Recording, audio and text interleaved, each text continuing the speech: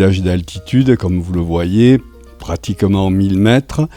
Un effectif en hiver autour de 200 habitants. L'été, c'est beaucoup plus fourni, puisque nous dépassons 1500 habitants, des gîtes nombreux. Le village fait, comme vous pouvez le voir, de maisons fortes, de maisons anciennes, solidement bâties. Le village a été bien rénové depuis une vingtaine d'années. Les atouts de l'Escamps, il suffit de lever la tête et d'ouvrir grand les yeux pour s'en rendre compte. L'Escamps, c'est l'Escamps. L'Escamps, c'est la montagne, dominée ici par le pic de Billard.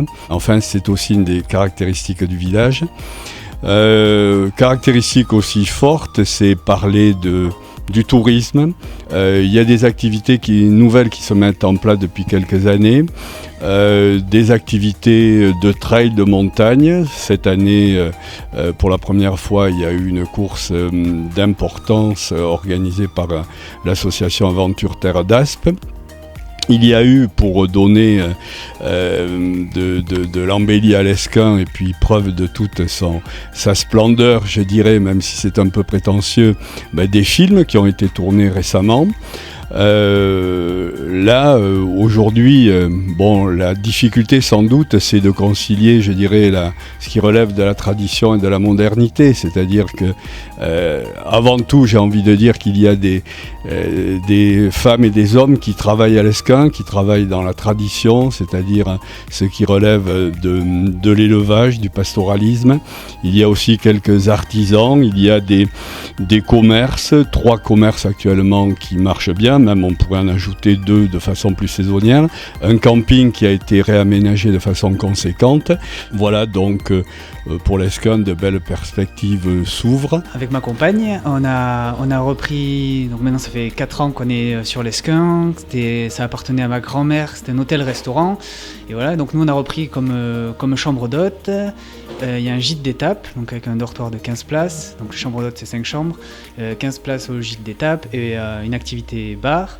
C'est très saisonnier, ça fonctionne vraiment avec une forte activité où il y a de l'emploi, on emploie en plus, on a besoin d'aide de mi-juin jusqu'à mi-septembre. Donc c'est une activité estivale, il y a du monde dès que les sommets sont déneigés, il y a de la fréquentation entre le GR10 où des randonneurs sont itinérants, viennent faire étape à l'Escamps et repartent le lendemain. Il y a une autre boucle itinérante qui fonctionne très bien, c'est la Senda des Camilles qui est une boucle sur 6 jours et qui passe par l'Escamps.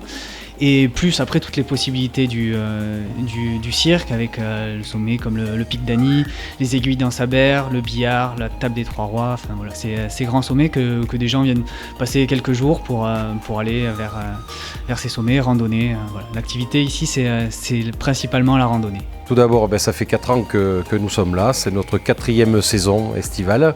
Au niveau de nos produits, nous avons fait un petit peu le choix de proposer à notre clientèle des produits locaux, des produits du terroir béarnais et basque, puisque nous sommes quand même frontaliers. Des produits que l'on trouve souvent en épicerie fine, voilà, et nous faisons travailler également tous nos producteurs locaux de la vallée ainsi que nos producteurs de fromage de l'Escamps. On a fait aussi le choix d'avoir quelques souvenirs, puisqu'il n'y avait rien qui se faisait jusqu'à l'heure actuelle, pour proposer aussi aux touristes de pouvoir amener un petit souvenir de l'Escamps ou de faire plaisir aux membres de leur famille et à des amis quand ils rentrent. On va dire que la saison débute en mai, puisque nous sommes sur le passage du GR10. Donc les premiers randonneurs commencent à passer au mois de mai, quand le temps le permet, suivant la neige que l'on a l'hiver. Après, la saison commence progressivement à s'intensifier en juin, juillet, et le pic, bien sûr, comme un peu partout, aux alentours du 15 août.